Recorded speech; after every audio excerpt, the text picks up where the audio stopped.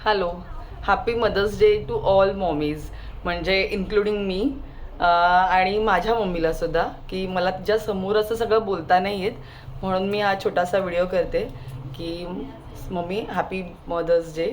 आणि म्हणजे सॉरीसुद्धा की मी तुझ्यावरती बऱ्याचदा चिडते. म्हणजे माझ्या जगातलं जेवढं काही माझं फ्रस्ट्रेशन असतं किंवा चिडचिड असते ती आपण फक्त आपल्या आईवर काढू शकतो आणि ती तुम्हाला कधीच कोणत्याही साला जज करत नसते.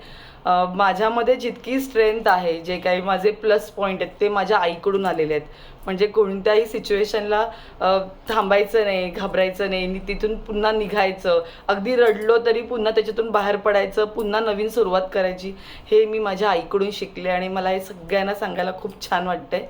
आणि त्याच्यानंतर जेव्हा मी स्वतः आई झाली तर तेव्हा आई काय असते हे जास्त समजलं. म्हणजे आपण आतापर्यंत पुस्तकात वाचतो ना की देव स्वतःहून आपल्या आयुष्यात येऊ शकत नसतो, म्हणून तो आपल्याला आई आपल्या आयुष्यात पाठवतो. तर ते अगदी खरं आहे. तुमच्या कोणत्याही प्रॉब्लेमवरती, म्हणजे तुमची शरीरावरची जखम असेल, मनावरची जखम असेल, कोणत्याही प्रॉब्लेमला तुमची आई तुमच्या जवळ असेल तर तिच्याकडे सोल्युशन असतं.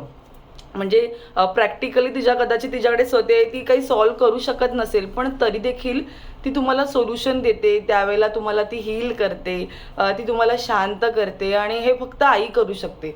म्हणजे माझ्या लेकीला कधी कधी वाटतं की मम्मा तुला सगळंच कसं माहिती, पण ते आई झाल्यानंतर आपल्याकडे त्या मुलांच्या प्रश्नाचं उत्तर असतं. आणि आई झाल्यानंतर आपल्याला आपण कोणत्याही प्रॉब्लेमवरती त्यांच्या सोल्युशन काढू शकतो, ही पण पॉवर नकळत येते.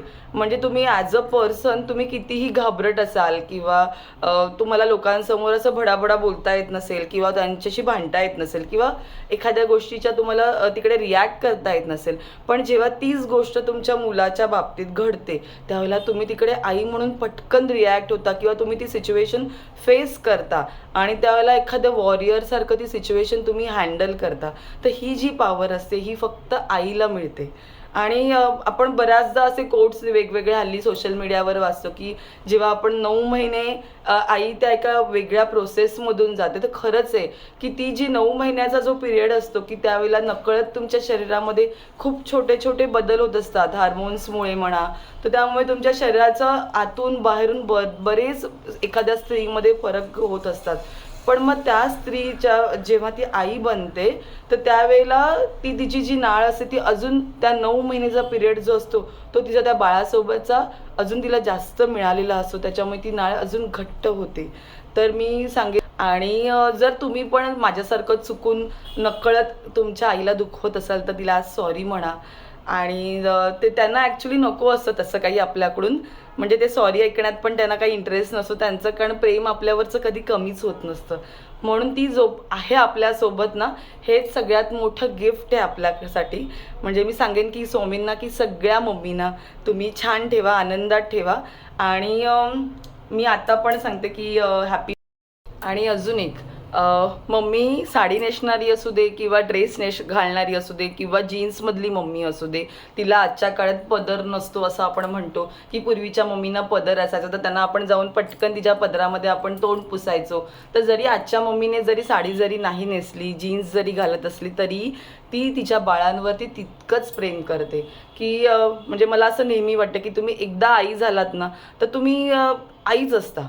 म्हणजे जगातल्या दुसरे जरी बाळं दिसली तुम्हाला, रस्त्यात कुठे दुसऱ्यांचं बाळ दिसलं तरी ते तुमच्यातलं जे मातृत्व असतं ते तसंच राहतं.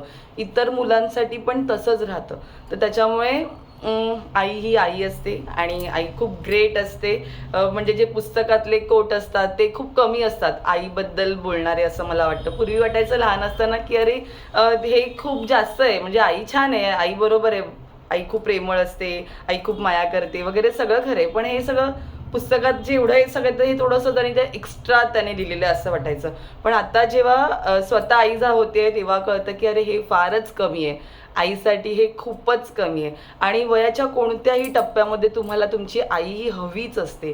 त्यामुळे स्वामींनी सगळ्या आईंना उदंड आयुष्य देऊ देत आणि त्यांना छान आरोग्य देऊ देत आणि त्यांचं प्रेम, त्यांचा आशीर्वाद ह्या सगळ्या मुलांना कायम मिळू देत.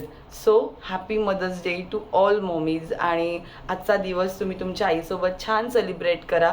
आणि जर ती जवळ जरी नसेल, तुम्ही लांब राहत असाल, तरी छान आता व्हिडिओ कॉल करून आपण तिच्याशी बोलू शकतो. तिला हॅपी फील करा, तिला आनंद द्या. म्हणजे तिच्यासाठी ते छोटे छोटे क्षण पण त्यांच्यासाठी खूप मोठे असतात. त्यांना काहीच नको असतं आपल्याकडून, कोणतंही गिफ्ट नको असतं, कोणताही म्हणजे मटेरियलिस्टिक गोष्टींमध्ये त्यांना इंटरेस्ट नसतो. त्यांना फक्त आपण आनंदी आहोत आपल्या आयुष्यामध्ये हेच पाहायचं असतं. तर तुम्ही पण तुमच्या आईला छान विश करा. चुकलं असेल काही तर नकळत देखील काही चूक झाली असेल तर तिला सॉरी म्हणा. आणि तिच्या उदंड आयुष्यासाठी देवाकडे प्रार्थना करा. थँक्यू आणि हॅपी मदर्स डे सगळ्यांना.